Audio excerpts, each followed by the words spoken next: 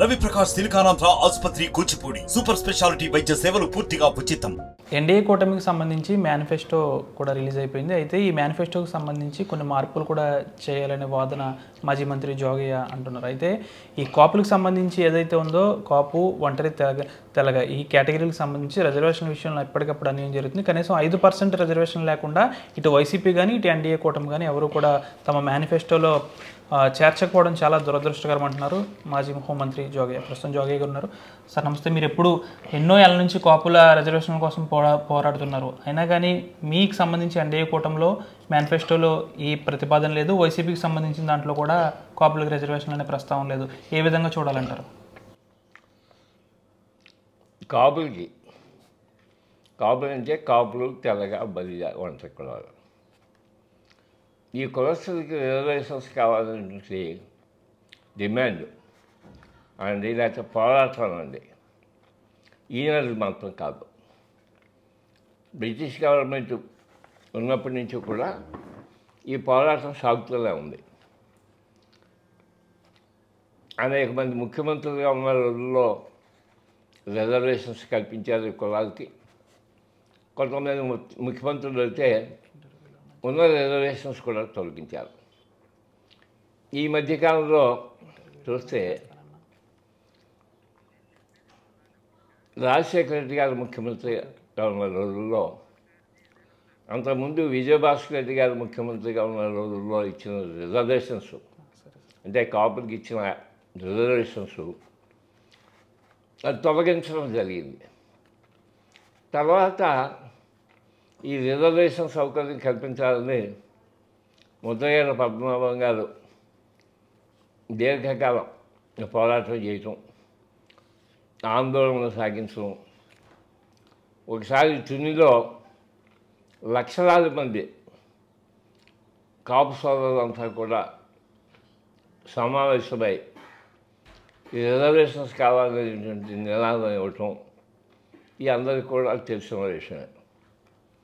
ఆ రోజున తెలుగుదేశం ముఖ్యమంత్రి అయినటువంటి చంద్రబాబు నాయుడు గారు తునిలో జరిగిన రిజర్వేషన్స్ ఆందోళన కార్యక్రమం తర్వాత మంజునాథ్ కమిషన్ వేశారు. ఆ కమిషన్ రిపోర్ట్ వచ్చింది. ఆ రిపోర్ట్ వచ్చిన తర్వాత 2 సార్లు, అంటే ఒకసారి బీసీలుగా, ఒకసారి ఓసీలుగా రిజర్వేషన్స్ కల్పిస్తూ చట్టాలు కూడా తయారు చేశారు ఎవరో చంద్రబాబు నాయుడు గారు. ఆఖరిగా 14వ నంబర్ చట్టం అనేటువంటిది శాసనసభలో ప్రవేశపెట్టడం, ఆమోదం పొందడం, గవర్నర్ గారు సంతకం అవ్వటం, అమలుకి నోటిఫికేషన్ కూడా, గెజెట్ నోటిఫికేషన్ కూడా అవ్వటం. అది గెజెట్ నోటిఫికేషన్ అంటే అమలు జరుపుతూ గెజెట్ నోటిఫికేషన్ ఇచ్చారు.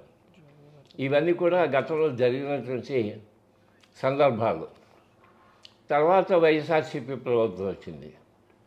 వైఎస్ఆర్సీపీ ప్రభుత్వం వచ్చిన తర్వాత మీరు తీసుకున్నటువంటి పాలసీ ఏంటంటే కాపులకి రిజర్వేషన్స్ ఇవ్వాలా లేదా అనే దాని మీద వాళ్ళు తీసుకున్న నిర్ణయాలు ఏంటంటే 2019 ఎన్నికల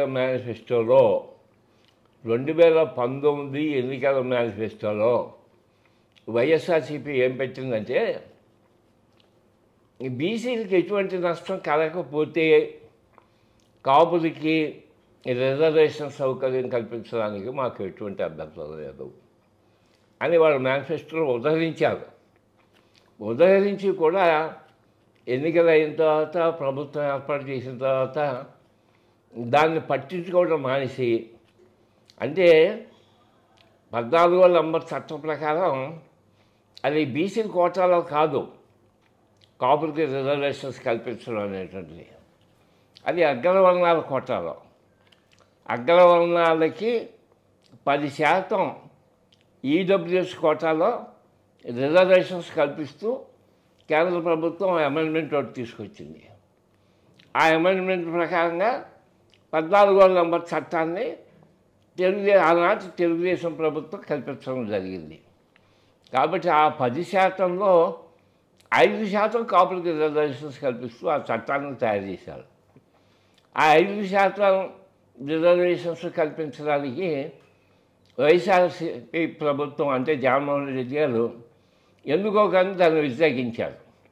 ఈయన ఏం చేశారంటే ఆ 10% అంటే అగ్రవర్ణాలకు ఇచ్చిన 10% మాత్రమే వారు దాని మీద మాత్రమే చర్యలు తీసుకుంటూ జీవోలు ఇష్యూ చేయడం జరిగింది.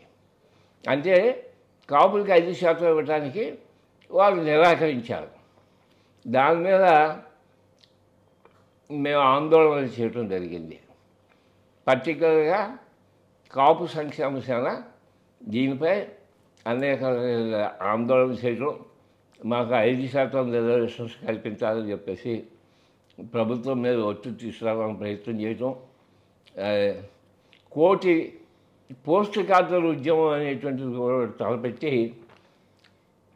కాపులు సోదరులంతా కూడా సుమారు 25 లక్షల నుంచి 30 లక్షల వరకు కూడా మాకు 5% రిజర్వేషన్స్ కల్పించాలని చెప్పేసి ముఖ్యమంత్రి జగన్మోహన్ రెడ్డి గారికి పోస్ట్ కార్డు ఉద్యమం పోస్ట్ కార్డుల ద్వారా ఉత్తరాలు రాయటం కూడా ఆ రోజు మేము చేశాం. అప్పటికీ కూడా ప్రభుత్వం ఎటు ఏ విధంగా స్పందించరా. అప్పట్లో నేను ప్రత్యేకించి ఈ ఉద్యమం పేరు మీద ప్రభుత్వం మీద ఒత్తిడి తీసుకురావడం కోసమని నేను అమర అధ్యక్ష చేయడం కూడా జరిగింది. దాని మీద కూడా ప్రభుత్వం ఏ విధంగా కూడా స్పందించరా. తర్వాత దీనిపై హైకోర్టుకి వెళ్ళటం జరిగింది. కాపు సంక్షేమ శాఖ తరఫున మేము ఈవేళ హైకోర్టులో వేశాం. ఈ హైకోర్టులో విచారణ జరుగుతోంది. ఆ విచారణ ఇంకా కంటిన్యూ అవుతూ ఉంది.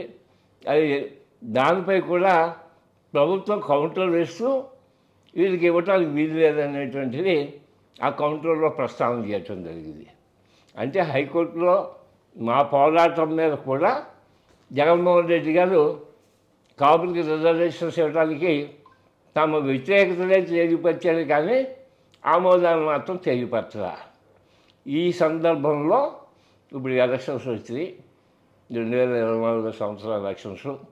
ఈ ఎలక్షన్స్ సంబంధించి మేము ఎలక్షన్స్ ముందే అంటే ఎలక్షన్స్ మేనిఫెస్టోను ప్రతిపాదించక ముందే కాపు సంక్షేమ సేన మేము గుర్తు వారికి మరొకసారి మా ప్రతిపాదనని ఆ 2 పార్టీలకు కూడా మేము పంపించాం. ఏమని, మీ ఎన్నికల మేనిఫెస్టోలో కాపులకి కనీసం అగ్రవర్ణాల కోటాలో అంటే బీసీలకు ఎటువంటి నష్టం కలగకుండా అగ్రవర్ణాల కోటాలో మాత్రమే మాకు 5% కల్పించండి. కాబట్టి అది మేనిఫెస్టోలో ఉదహరించండి కాపు సంక్షేమ సేన ఉత్తరాలు రాయటం కూడా జరిగింది.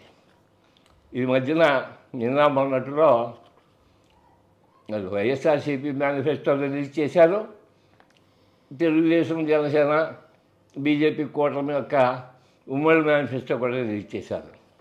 దురదృష్టం ఏంటంటే అటు వైఎస్ఆర్సీపీ మేనిఫెస్టోలో కానీ ఇటు కూటమి మేనిఫెస్టోలో కానీ ఎటువంటి ప్రస్తావన కూడా కాపులకి రిజర్వేషన్స్ కల్పిస్తామనే ప్రస్తావన తీయకపోవడం అనేది చాలా దురదృష్టకరం. దీన్ని మేము ఖండిస్తున్నాం. దీని మీద మా వ్యతిరేకతను తెలియపరుస్తున్నాం.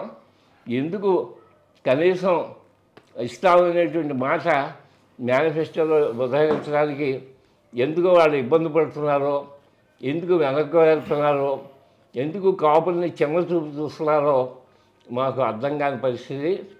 ఓ పక్కనేమో కాపులు కావాలంటారు, కాపుల ఓట్లు ముఖ్యం అంటారు, కాపులు లేకపోతే మేము నెగ్గలేమంటారు. నెగ్గలేని పరిస్థితి కూడా ఒక రంగం వాస్తవమే. ఇన్ని ఉండి కూడా కాపులకి అటువంటి హామీలు కూడా అంటే రాబోయే ప్రభుత్వంలో కాపులకి రిజర్వేషన్ సౌకర్యం కల్పిస్తామనేటువంటి హామీ ఇవ్వకపోవడం చాలా దురదృష్టకరం. దీన్ని మేము ఖండిస్తున్నాం. వారికి ఇప్పటికే విజ్ఞప్తి చేసేది ఏంటంటే ఇంకా టైం ఉంది కాబట్టి మీరు పునరుగా ఆలోచించి మీ మేనిఫెస్టోలో ప్రస్తుతం చూపించకపోయినా మీరు ప్రకటన రూపంలో మీరు మాకు కల్పిస్తామని చెప్పేసి రిజర్వేషన్స్ కల్పిస్తామని చెప్పేసి మీరు హామీ ఇవ్వాల్సిందేమో ఉద్దేశం. కాబట్టి అంటే ఒక పక్కన కాపుల రిజర్వేషన్స్ మాత్రమే కాదు, ఇంకా అన్ని రకాలైనటువంటి విషయాలు ఉన్నాయి. మేనిఫెస్టోలో కాపుల యొక్క సంక్షేమంతో పాటు మిగతా అనేక మంది కులాల యొక్క సంక్షేమం కూడా ఆధారపడి ఉన్నాయి. కాబట్టి అన్నీ కూడా ఆలోచించి అందరికీ కూడా న్యాయం జరిగేటువంటి పరిస్థితి ఏ పార్టీ వల్ల కలుపుతారనుకుంటే ఆ పార్టీ వెనకాల ఇవాళ మా జనాలు అందరినీ కూడా అని చెప్పేసి మేము కోరుకుంటున్నాం. కానీ ఒకటి, కాపుల యొక్క సంక్షేమాలు మాత్రం మర్చిపోవద్దు, మీరు ఏ రంగా కూడా వీళ్ళు పక్కన పెట్టద్దు అనేటువంటిది ఉభయ పార్టీలకి మేము తెలియపరుస్తున్నాం. అంటే ఎన్నికలు చాలా దగ్గరగా ఉన్నాయి, మీరు పెట్టిన ఈ ప్రపోజల్ని ఆయా పార్టీలు ఏమైనా స్పందించే అవకాశం ఉందంటారా? స్పందించాలన్నది మా డిమాండ్. ఒకవేళ ఏ కారణం చేసిన ప్రస్తుతం స్పందించకపోయినా ఎలక్షన్ అయిన తర్వాత ప్రభుత్వం ఏర్పాటు చేసిన తర్వాత అయినా వాళ్ళు మా డిమాండ్ని ఆమోదిస్తూ వాళ్ళు చర్యలు తీసుకున్నా మంచిదే, ఆ రకంగా కూడా తీసుకోవచ్చు.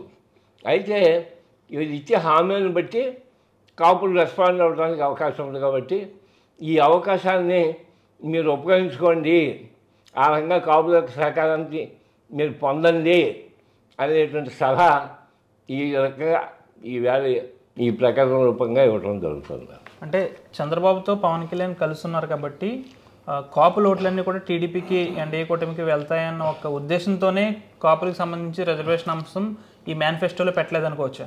అలా కాదు. ఎందుకంటే చంద్రబాబు గారు ముఖ్యమంత్రిగా ఉన్న రోజుల్లోనే ఈ ఈడబ్ల్యూఎస్ కోటాలో 5% కాపులకు రిజర్వేషన్స్ కల్పిస్తూ చట్టం తీసుకొచ్చారు. అంటే ఒకప్పుడు చంద్రబాబు గారు ముఖ్యమంత్రిగా ఉన్న తెలుగుదేశం పార్టీ కాపులకు ఫేవరబుల్గానే డెసిషన్ తీసుకున్నారు. ఎందుకో మరి ఆ డెసిషన్ని మళ్ళీ మేనిఫెస్టోలో పెట్టుంటే పెట్టడానికి ఎటువంటి అభ్యంతరం ఉండకపోవచ్చు. ఎందుకు భయపడుతున్నారు? కాపులు రిజర్వేషన్స్ గురించి ప్రస్తావించడానికి ఎందుకు భయపడుతున్నారో మాకు అర్థం కాకుండా ఉంది. ఒకవేళ బీసీలు ఏమైనా ఎదురు చూస్తారని ఏమైనా భయపడుతున్నారా అనేటువంటివి కూడా ఆలోచిస్తే, మేము అడుగుతున్నది బీసీలకు నష్టమైనటువంటి కోటా కాదు, మేము అడుగుతున్నది అగ్రవర్ణాల కోటాలో 5% అడుగుతున్నాం తప్పితే బీసీలలో ఎటువంటి నష్టం కలిగేటువంటి డిమాండ్ మేము చేయట్లేదు. కాబట్టి మరి ఎందుకు ఈ ప్రస్తావన చేయలేదో మాకు అర్థం కావట్లేదు.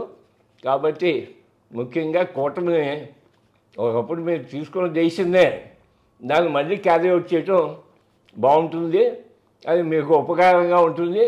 కాపులు ఎట్లాగా మీరు వెనకాల ఉన్నారు కదా, అది కంటిన్యూ అయ్యి మిమ్మల్ని మరింత బలపరచడానికి అవకాశం ఏర్పడుతుంది. కాబట్టి కూటమి వాళ్ళు ప్రత్యేకించి ఈ విషయంలో ఆలోచించాలని చెప్పేసి కూటమికి విజ్ఞప్తి చేయటం జరుగుతుంది. నమస్తే అండి.